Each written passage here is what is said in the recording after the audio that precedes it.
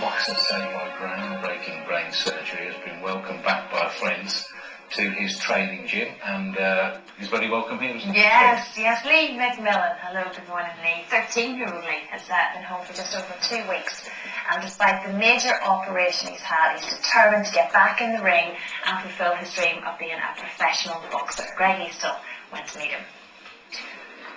Some fighters are stronger than others, and some fighters need to be. At 13, young boxer LEE MCMILLAN was a rising star. He was always the best in the gym.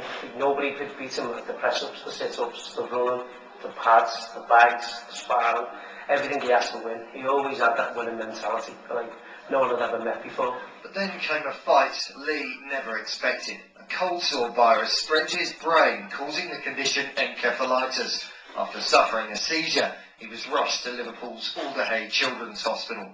He deteriorated really over the course of a couple of hours that afternoon, and it was probably the most severe case I've ever seen, and we felt that if we didn't do anything, he was certainly going to die. But the operation to remove the damaged brain tissue had only ever been performed once before in the world on a child. This part of the brain was very swollen, so swollen it was squashing the other side of his brain and the very important centres that keep us alive.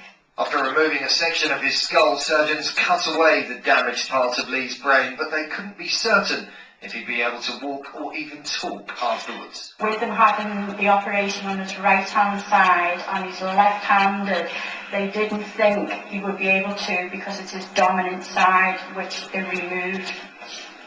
But Lee amazed everyone, and 3 months on seemed stronger than ever. I stepped into the ring and felt the full force of this remarkable little fighter. So Lee, you only had your operation in May. How soon was it before you were back in here training?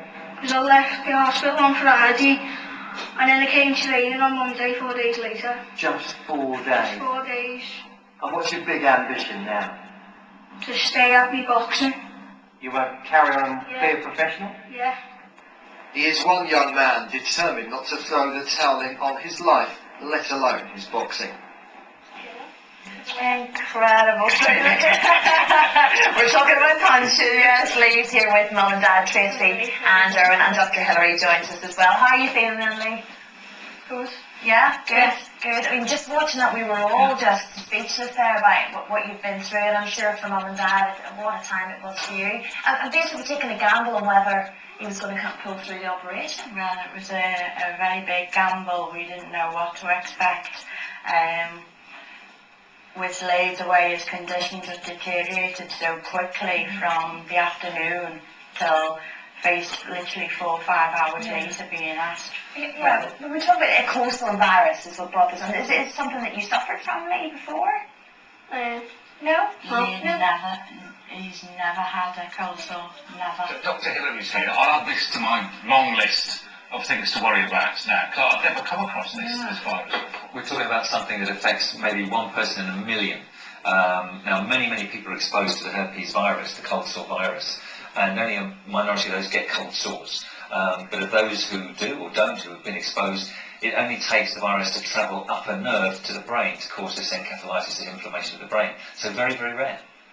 We're just looking at you in action. You've got jabs coming off both feet and both hands there. That's absolutely terrifying to me.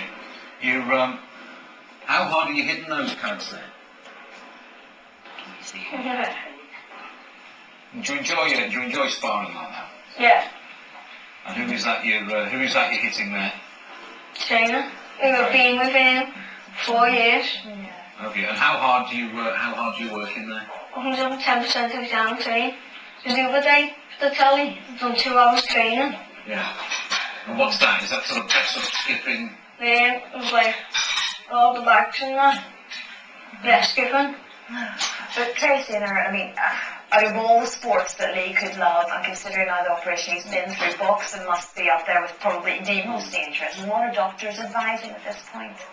Well, not really. I won't say they're up there with the most dangerous. I think in terms of, anything to the head, you're not wanting... It just shows you could be boxing maybe as Lee was doing for 4 years, no problems. And then all of a sudden, out the blue, you get a sore head. Yeah. And you know what I mean? It's, he loves boxing. Boxing is Lee's passion, he really loves boxing. So what's your ambition now then, Lee? Become a professional when I'm older. And what weight division? I suppose you don't know what weight Probably, division you're going to grow into. Probably lightweight. Right. You're fantastic. About 70% mortality with this condition, and he's not only had the operation, he's come through it, he's strong, and partly being fit, I think, got him through it in the first place. So I think if that's his passion, there's no reason, as long as he's cautious, why shouldn't he get back in the ring, but you know, with caution. It shows the importance of exercise of your kids being fit, actually, doesn't it? And it's a great workout, boxing. Yeah, they did say that through his fitness, it did help him to get through his illness. We don't think he would have survived. His body wouldn't have taken the punishment. When you won the biggest fight of your life, you're going to win many more now in the ring, I'm sure. So, you know, keep it up. All right, all the best. Well, that's so proud of you too. Thank you All so right, much. thank you. Yeah, lovely to see you. Greatly. Still to come on Daybreak, we'll be getting some ideas of budget days out with